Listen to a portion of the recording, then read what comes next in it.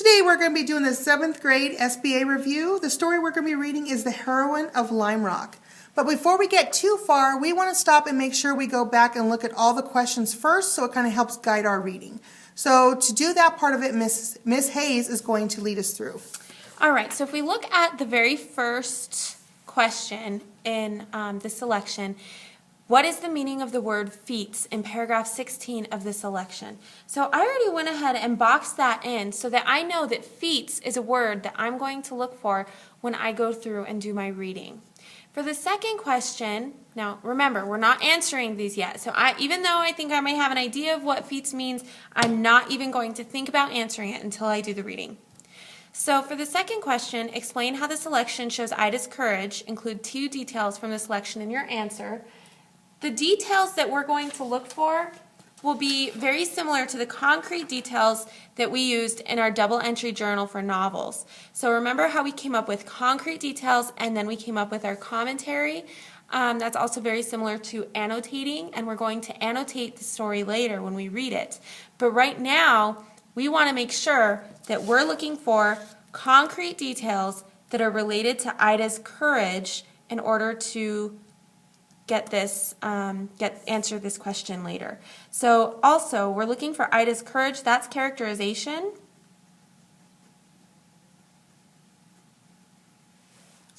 So I'm going to make sure that I'm looking for examples of characterization.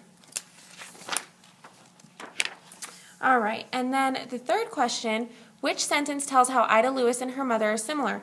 So I'm going to look for similarities between Ida Lewis and her mother. Again, that's characterization.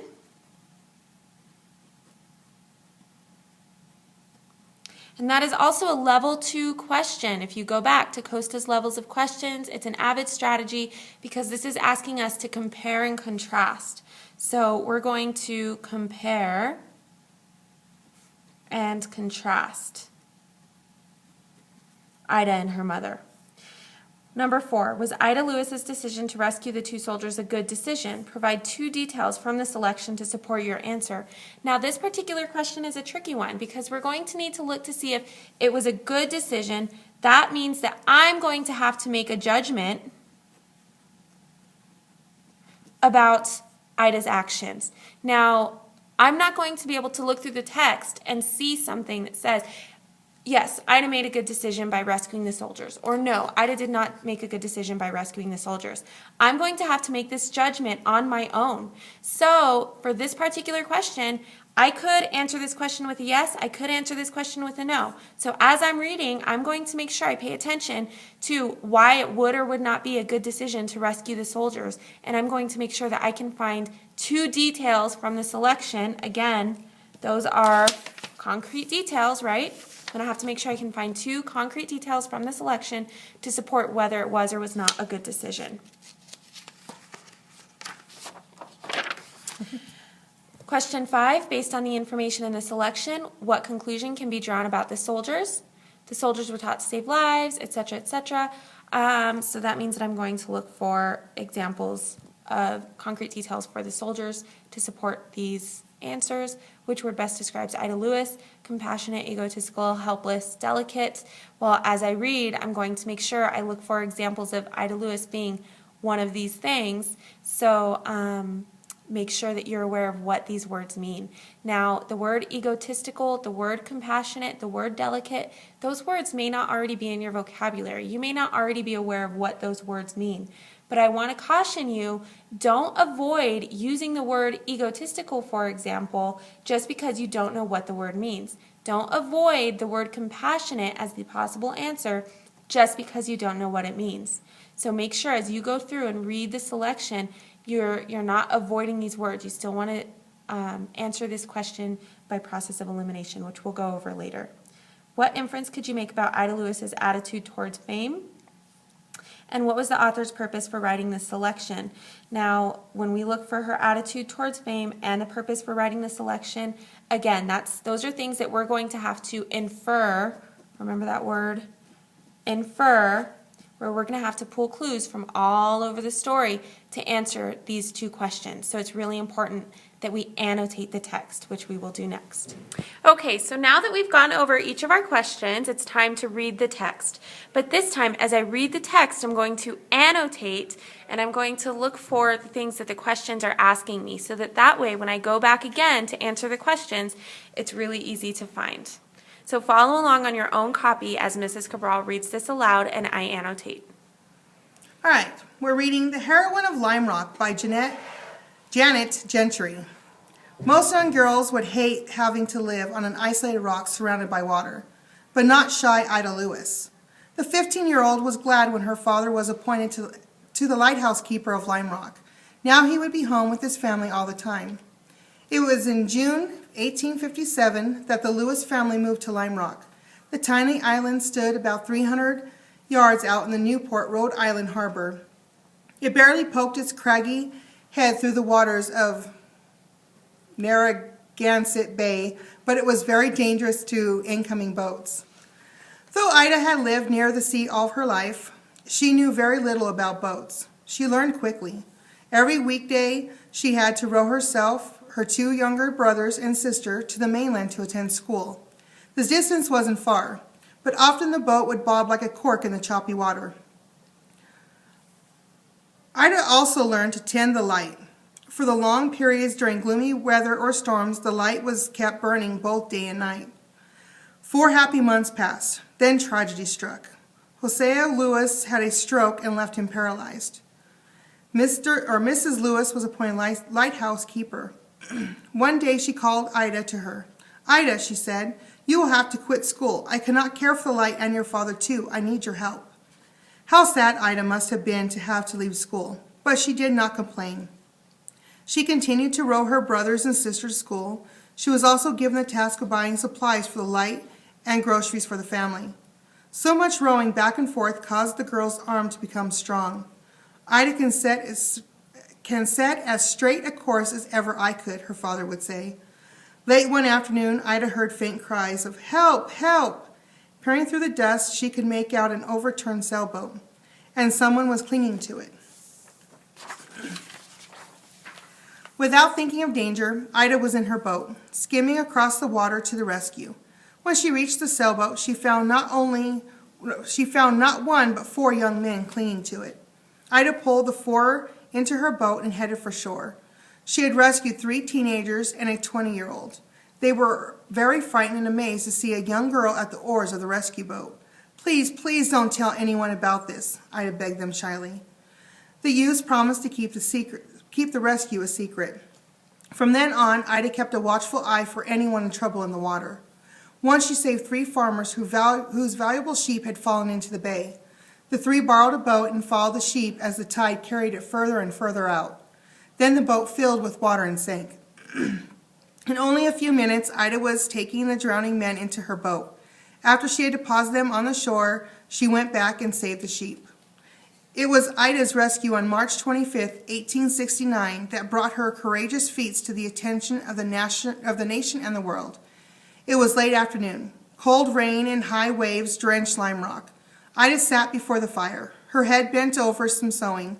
Suddenly her mother was shrieking, "Someone is drowning! Someone is drowning!"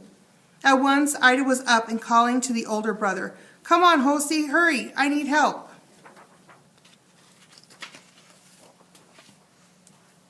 "Don't go, daughter," her father implored. Ida didn't answer. She was running barefoot across the slippery rock to her boat. Never had Ida's courage been so tested. The rain blinded her. Her hands became freezing cold.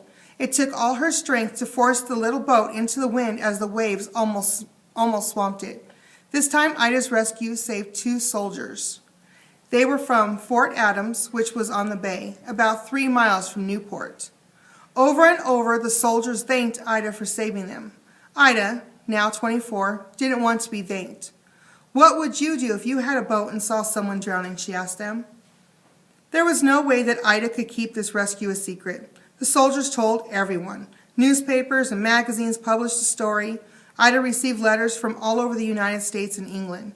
She was given several awards and a life-saving medal. The Rhode Island legislature recognized her service by sending her a beautiful certificate. Girls and boys had a heroine to admire. Ida Lewis was famous. The years that followed brought over 9,000 visitors to Lime Rock to meet Ida. One day, the most famous person in America came to visit her, President Ulysses S. Grant. The governor of Rhode Island declared July 4th, 1869, Ida Lewis Day. A grand celebration was held in her honor. Thousands attended. Some wore Ida Lewis hats and scarves. They even danced to the I.S. Lewis waltz.